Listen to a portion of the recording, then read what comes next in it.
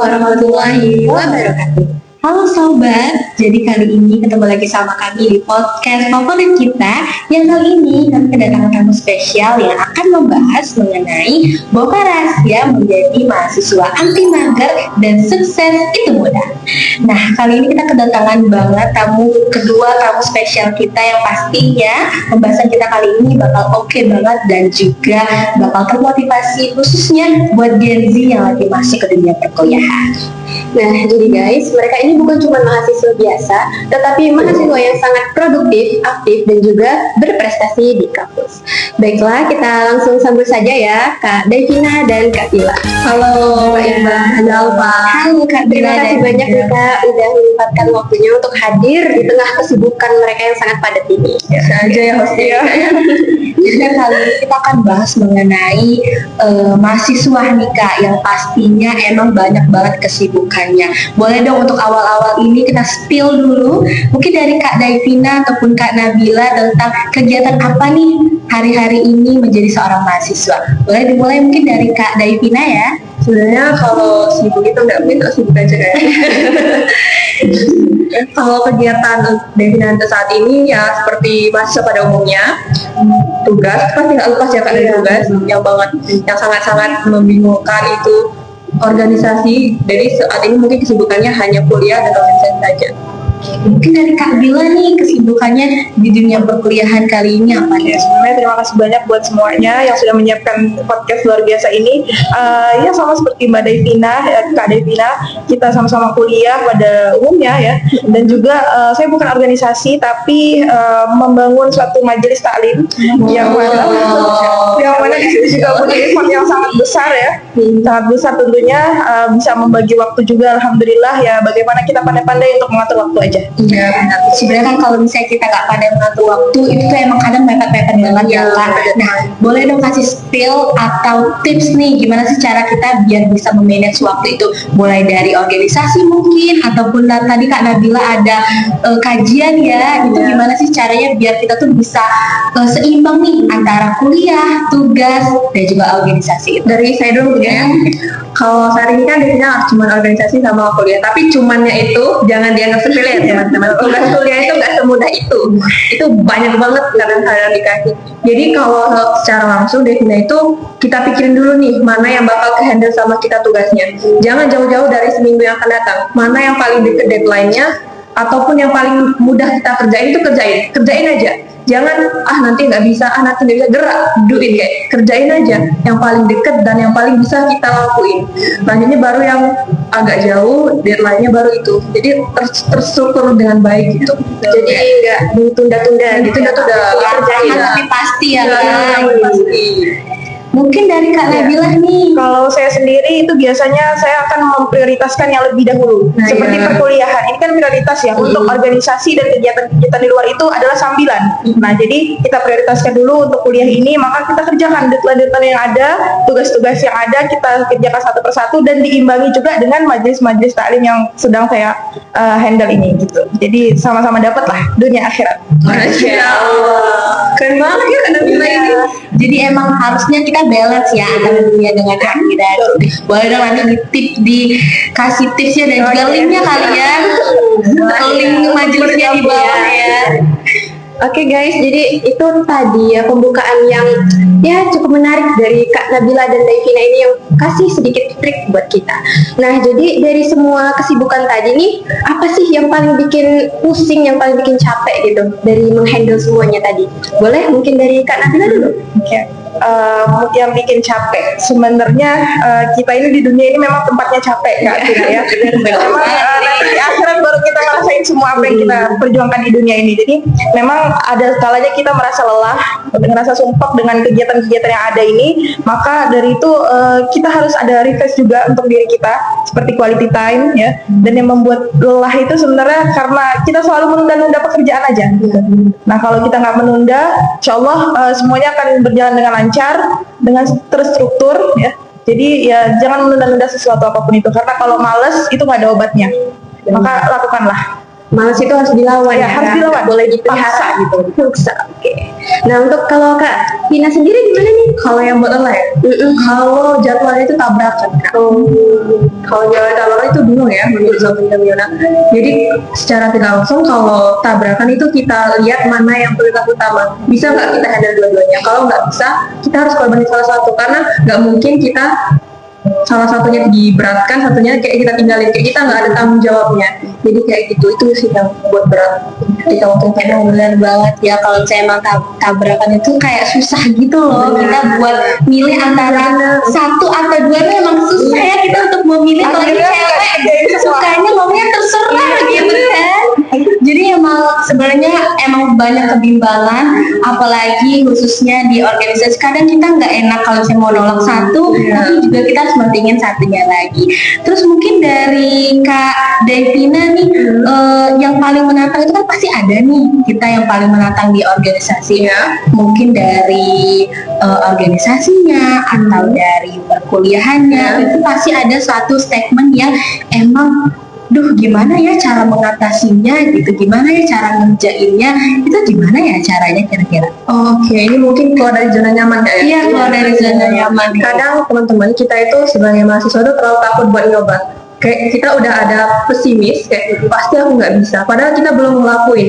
Jadi contoh ya, saya punya cerita. Saya ini di organisasi dan juga di kampus itu suka menulis. Jadi content writer kan. Jadi kalau jadi script writer itu kan di belakang layar biasanya. Jadi ada momen ketika saya diharuskan untuk tampil di depan layar. Contohnya sekarang ini. Ini di depan layar bukan mudah ya teman-teman. Sebenarnya di belakang layar. Terus ada momen ketika saya disuruh untuk menjadi moderator MC.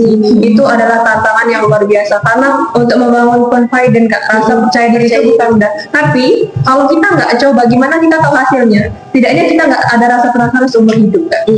Benar. Setidaknya kita coba ya Kak. Iya. Apapun hasilnya itu kita coba dulu guys. Jangan kita pesimis dulu Kak. Dan kita menyerah dulu.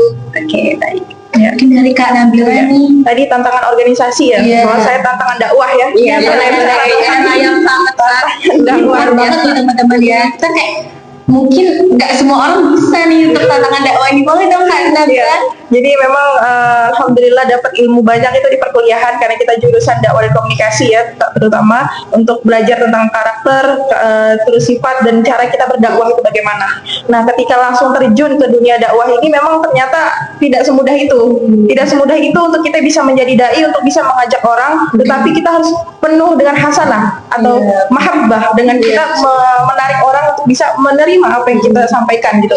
Jadi tantangannya itu lebih ke setiap individu. Nah, setiap karakter orangnya harus kita mengerti dan kita harus paham kondisi dari dakwah itu sendiri gitu. Jadi tantangan terberatnya ya saat ini karena setiap karakter itu kan beda-beda ya, jadi kita harus bagaimana kita harus menempatkan diri itu, dan terkadang itu bertolak belakang sama diri kita. Jadi ya kita harus banyak-banyak sabar ya, sebagai pendakwah itu harus banyak sabar dan sama waktu juga karena kan kuliah gitu. Jadi emang produktif itu tergantung diri kita sendiri ya, gimana caranya kita bisa produktif, bener kan Kak? Iya, benar banget. Jadi tadi kuncinya adalah sabar dan manajemen waktu. Itu di bidang dakwah. Nah, oke, untuk pertanyaan selanjutnya nih, mungkin teman-teman di rumah juga penasaran banget. Kan tadi Kak Bila dan Kak Vina ini kan sibuk ya, Masya Allah sibuknya. Nah, gimana nih caranya untuk jaga kesehatan biar tetap on gitu setiap hari?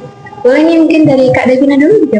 Jadi kalau mungkin ya kalau untuk saya sendiri kalau ada waktu free 1 minggu itu disebutin buat olahraga, walaupun mager jujur kita sebagai Gen Z yang lengket banget sama kasur yang suka rebahan, ini harus dipaksain untuk olahraga itu bukan hal mudah. Mungkin kalau kita bisa ke kampus itu kan itu jalan bukan dari kosan itu juga bisa secara langsung kita olahraga, atau punya kebiasaan suka jalan kaki nih. Jadi saya tuh punya teman Kak suka ngajak jalan kaki kemana-mana gitu. Masya Allah. Bisa langsung bisa olahraga. Terus kalau pagi free pagi-pagi itu bisa apa sih kayak peregangan, Stretching ya Kak. Tipis lah ya Kak, yang penting olahraga teman-teman. yang penting gerak lah. Terus ada geraknya. Oke, untuk Kak Bila sendiri Iya Kak? betul sekali ya, harus banyak jalan. Kadang orang Indonesia ini mengartikan benar. jalan kaki itu orang susah. Ya karena ke depan kita naik motor. Susah. Jadi emang kita harus banyak jalan ya, terutama kan kita banyak kegiatan juga. Nah jangan lupa nih ada tips nih ya, tips ala Rasulullah ya, bagaimana kita bisa mengatur pola hidup kita lebih baik, yaitu dengan puasa sunnah Senin dan Kamis. Saya alhamdulillah sudah bertahun-tahun juga mengamalkan itu, dan alhamdulillah belum pernah masuk rumah sakit. Nah jadi bisa nih buat teman-teman semua yang mau mencoba pola hidup sehat di tengah kesibukan kita saat ini, itu pegang aja puasa Senin Kamis. Tapi ada BPJS Kak. BPJS setelah sakit ya tentunya. Walaupun nggak Kalau ditanya gitu ya, jaga-jaga. jaga yang kita ada momen nanti lah di situ ya. Jadi antisipasi kita puasa Senin Kamis saja, itu kunci saya. Jadi ada dua kunci ya guys, internal dan eksternalnya. Kalau internalnya tadi olahraga, makan sehat, istirahat, mungkin ya. Eksternalnya itu mungkin dari menyiapkan BPJS tadi. Oke. Karena itu juga kunci teman-teman ya, jangan lupa dicatat di rumah. Dan juga nih ya Kak Bila dan juga Kak Vina, kadang kan Gen Z ini kan, apalagi di Palembang nih teman-teman, yang udah banyak banget kafe-kafe cantik yang pastinya kami juga lebih tertuju nih ke kafe-kafe itu daripada ke dunia perkuliahan atau ke mata kuliah yang pastinya emang ngebosenin banget. Itu gimana ya caranya biar lebih semangat itu buat kuliah, karena terkadang ya Gen Z ini lebih memilih buat nongki-nongki cantik aja deh, foto-foto cantik gitu kan. Gimana tuh Kak Vina dan Kak Bila? Boleh dari Kak Bila dulu mungkin? Yang pertama kita hadis Rasulullah, innama a'malu binniyat. Kita balik lagi ke niat kita. Ketika kita udah berniat mau menjadi orang yang berguna bagi nusa dan bangsa ya, S1, insya Allah ketika lelah menghampiri, terus kita rasa lalai, kembali lagi ke niat kita mau membahagiakan orang tua, nah insya Allah kita akan balik lagi ke itu. Jadi kuatkan niatnya, kuatkan tirakat dan kuatkan niat. Insya Allah bisa berjalan dengan lancar ke kuliahan. Kan ya teman-teman, jadi emang niat tuh kunci utama ya Kak, ya benar, biar mencapai kesuksesan. Karena mencapai di skripsi itu emang nggak mudah ya. Mungkin dari Kak Vina nih, gimana nih Kak? Iya, kurang lebih sama kayak Kak Bila tadi niat ya. Iya. Kalau dari saya sendiri mungkin jadikan kita tuh pribadi yang bertanggung jawab. Apa yang sudah kita mulai teman-teman harus kita selesaikan sampai akhir. Kayak gitu saya. Kalau untuk masalah nongki cantik ataupun kita kan perempuan ya, biasalah tahu kalau ada kafe jadi dikit situ yuk. Iya. Yang saya kirim nih di grup TikTok gitu kan. Nongki yuk malam minggu nih gitu. Itu nggak apa-apa, kita kan harus tadi seimbang dunia dan akhirat. Nanti kalau ada waktu free ataupun tugasnya udah tidak ada lagi, kita bisa lipatkan untuk teman-teman untuk menjadi silaturahim. Jadi nggak terlalu stres ya kan? Nggak terlalu stres. Kayak gitu aja. Jadi tadi itu ya guys, dicatat boleh nih tips-tipsnya dari mereka. Harus seimbang dunia dan akhirat. Kita boleh belajar, kita boleh bekerja, berorganisasi dan sibuk, tapi kita juga harus punya me time nih, quality time buat diri sendiri, biar nggak burn out ya Kak ya. Seperti yang buat diri kita. Benar banget, karena kalau misalnya kita terlalu fokus nih teman-teman buat dunia perkuliahan, kadang kita juga drop karena nggak ada me time ataupun healing buat diri kita sendiri. Gitu, mungkin emang banyak banget ya yang udah kita bahas kali ini, terus juga pengalaman dari Kak Vina dan juga Kak Bila, terus juga mulai dari produktivitas mereka. Nah, mungkin ini last question nih Kak, pertanyaan terakhir nih dari teman-teman buat Kak Davina dan Kak Nabila. Nah, boleh nih kasih kata-kata atau pesan lah buat para Gen Z ini agar lebih semangat menjalani perkuliahannya mungkin. Dari Kak Bila dulu boleh? Ya boleh. Pertama nih kita harus punya semangat yang kuat ya, semangat, kita punya tujuan, kita punya niat yang kuat, karena katanya Rasulullah SAW, barang siapa yang menempuh perjalanan menuntut ilmu, maka Allah akan memudahkan jalannya untuk menuju surga. Maka dari itu saling kita semangat menyemangati ya. Kalau lelah boleh istirahat, jangan terlalu diporsir karena kita manusia yang biasa ya, manusia lemah. Jadi kita perlu adanya tekanan dengan niat. Nah itu aja, semangat semuanya. Jadi niat ya teman-teman, lelah boleh tapi nggak boleh berhenti ya. Jalan terus. Oke, boleh mungkin dari Kak Vina? Oke, kalau dari saya sendiri kita masih memuda nih Kak ya, lakuin semua hal yang kita mau, coba semua hal yang kita mau, keluar dari zona nyaman, karena kapan lagi kita kayak gitu. Kalau mau kasih quote nih Kak, kayak anak muda zaman sekarang nih. Boleh. Ya. muda berkelana, tua bercerita. Jadi keluh kesah kita di masa muda itu jadi pelajaran kita di masa yang akan datang, masa tua.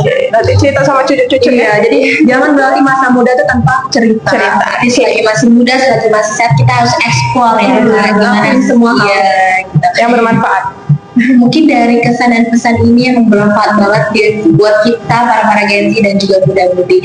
Ini juga menutup podcast kita kali ini. Banyak banget yang udah kita sharing bareng Kak Dila dan juga Kak Pina, mulai dari produktivitas, trik and triknya, dan juga cara mengatasi kemageran itu.